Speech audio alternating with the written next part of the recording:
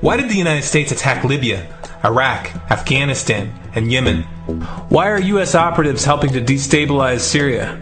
And why is the United States government so intent on taking down Iran, in spite of the fact that Iran has not attacked any country since 1798? And what's next? What are we headed for? When you look at the current trajectory that we're on, it doesn't make any sense at all if you evaluate it based on what we're taught in school. And it doesn't make any sense if you base your worldview on the propaganda that the mainstream media tries to pass off as news. But it makes perfect sense once you know the real motives of the powers that be. In order to understand those motives, we first have to take a look at history. In 1945, the Bretton Woods Agreement established the dollar as the world reserve currency, which meant that international commodities were priced in dollars. The agreement, which gave the United States a distinct financial advantage, was made under the condition that those dollars would remain redeemable for gold at a consistent rate of $35 per ounce. The United States promised not to print very much money, but this was on the honor system, because the Federal Reserve refused to allow any audits or supervision of its printing presses. In the years leading up to 1970, expenditures in the Vietnam War made it clear to many countries that the U.S. was printing far more money than it had in gold. And in response, they began to ask for their gold back. This, of course, set off a rapid decline in the value of the dollar. The situation climaxed in 1971 when France attempted to withdraw its gold and Nixon refused. On August 15th, he made the following announcement. I have directed the Secretary of the Treasury to take the action necessary to defend the dollar against the speculators. I have directed Secretary Connally to suspend temporarily the convertibility of the dollar into gold or other reserve assets, except in amounts and conditions determined to be in the interest of monetary stability and in the best interest of the United States. This was obviously not a temporary suspension, as he claimed, but rather a permanent default. And for the rest of the world who had entrusted the United States with their gold, it was outright theft. In 1973, President Nixon asked King Faisal of Saudi Arabia to accept only U.S. dollars as payment for oil and to invest any excess profits in U.S. Treasury bonds, notes, and bills. In return, Nixon offered military protection for Saudi oil fields. The same offer was extended to each of the world's key oil-producing countries, and by 1975, every member of OPEC had agreed to only sell their oil in U.S. dollars. The act of moving the dollar off of gold and tying it to foreign oil instantly forced every oil-importing country in the world to start maintaining a constant supply of Federal Reserve paper. And in order to get that paper, they would have to send real physical goods to America. This was the birth of the petrodollar. Paper went out, everything America needed came in, and the United States got very, very rich as a result. It was the largest financial con in recorded history.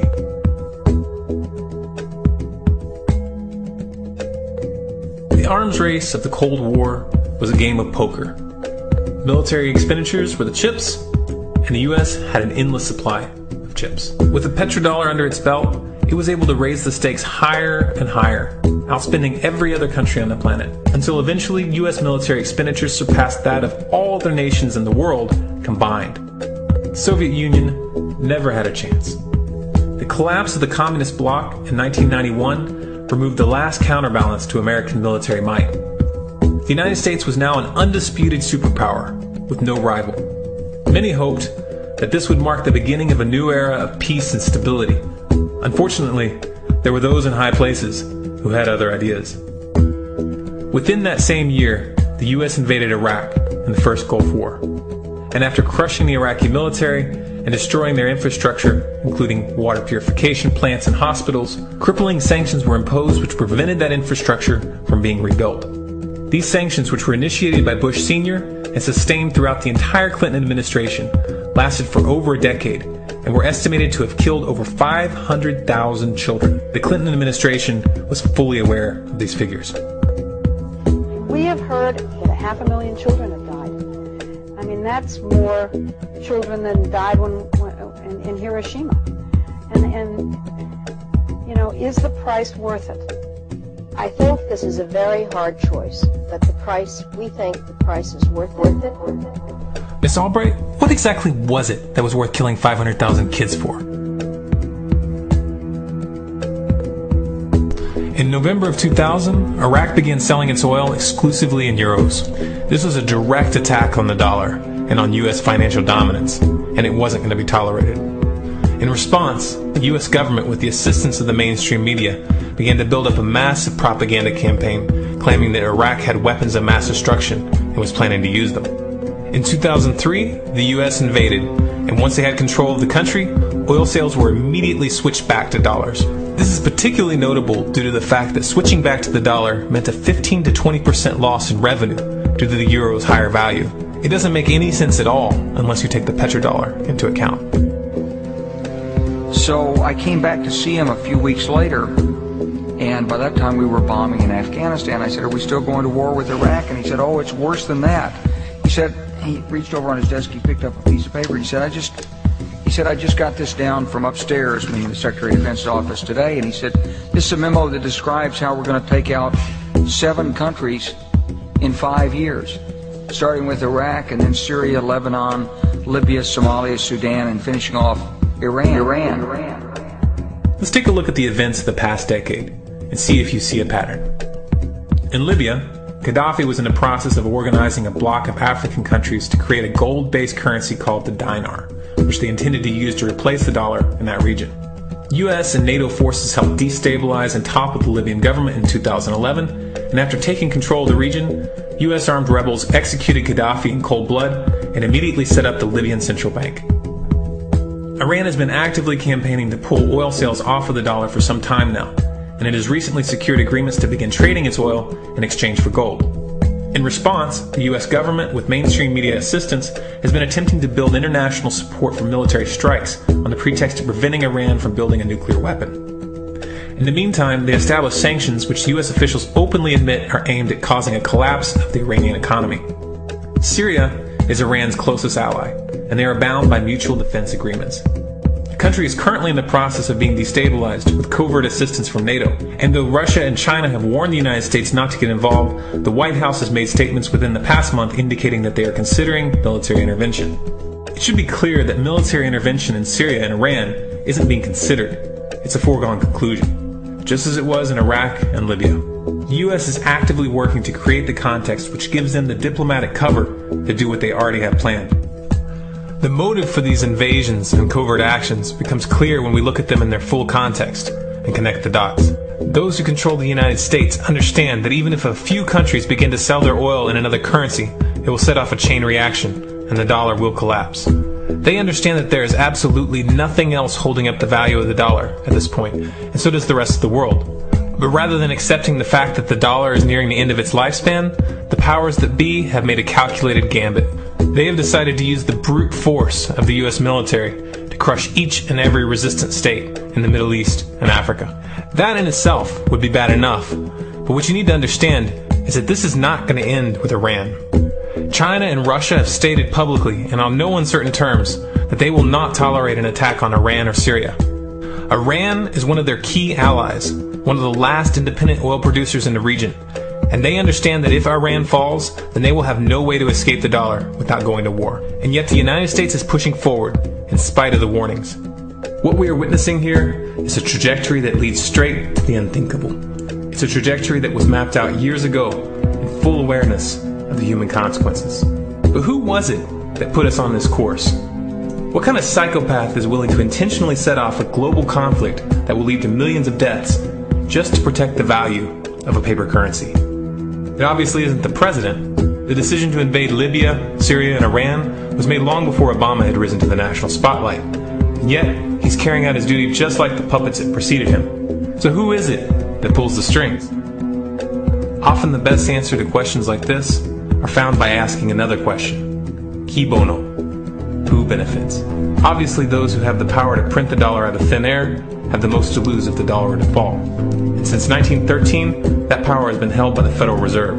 The Federal Reserve is a private entity owned by a conglomerate of the most powerful banks in the world. And the men who control those banks are the ones who pull the strings. To them, this is just a game. Your life and the lives of those you love are just pawns on their chessboard. And like a spoiled 4-year-old who tips the board onto the floor when they start to lose, the powers that be are willing to start World War III to keep control of the global financial system. Remember that when these wars extend and accelerate. Remember that when your son or your neighbor's son comes back home in a flag-draped coffin. Remember that when they point the finger at the new boogeyman. Because the madmen who are running this show will take this as far as you allow them to. So how much time do we have left? It's a question I hear constantly, but it's the wrong question. Asking how much time we have left is a passive posture. It's the attitude of a prisoner who's waiting to be taken out to a ditch and shot in the back of the head. What are our chances? Can we change course? Also the wrong question. The odds don't matter anymore. If you understand what we're facing, then you have a moral responsibility to do everything in your power to alter the course that we're on, regardless of the odds. It's only when you stop basing your involvement on the chances of success that success actually becomes possible. To strip the ill-begotten power from the financial elites and to bring these criminal cartels to justice will require nothing less than a revolution. The government is not going to save us. The government is completely infiltrated and corrupt to the core. Looking to them for a solution at this point is utterly naive. There are 3 stages of revolution, and they are sequential. Stage 1 is already underway. Stage 1 is the ideological resistance. In this stage, we have to actively work to wake up as many people as possible about what is happening and the direction we're headed. All revolutions originate from a shift in the mindset of the population, and no other meaningful resistance is possible without it. Success in this stage of the game can be measured by the contagion of ideas. When an idea reaches critical mass, it begins to spread on its own and seeps into all levels of society. In order to achieve that contagion, we need more people in this fight. We need more people speaking out, making videos, writing articles, getting this information onto the national and international stage. And we especially need to reach the police and the military. Stage 2 is civil disobedience, also known as nonviolent resistance. In this stage, you put your money where your mouth is, or more accurately, you withhold your money and your obedience from the government, and you do everything in your power to bring the gears of the state to a halt. Practiced in mass, this method alone is often enough to bring a regime to its knees. However, if you fail at this stage, Stage 3 is inevitable. Stage 3 is direct physical resistance. Direct physical resistance is the last resort, and it should be avoided and delayed as long as possible. And it should only be invoked after all other options have been thoroughly exhausted. There are those who talk tough and claim that they will resist when the time comes. But what those people fail to realize is that if you are inactive during the first 2 stages and save your efforts for the last resistance, then you will fail. When the Nazis were moving door to door, dragging people out of their homes in Germany, that was the time to fight back physically. But due to the lack of ideological resistance and civil disobedience leading up to that moment, even an armed uprising would have likely failed at that point.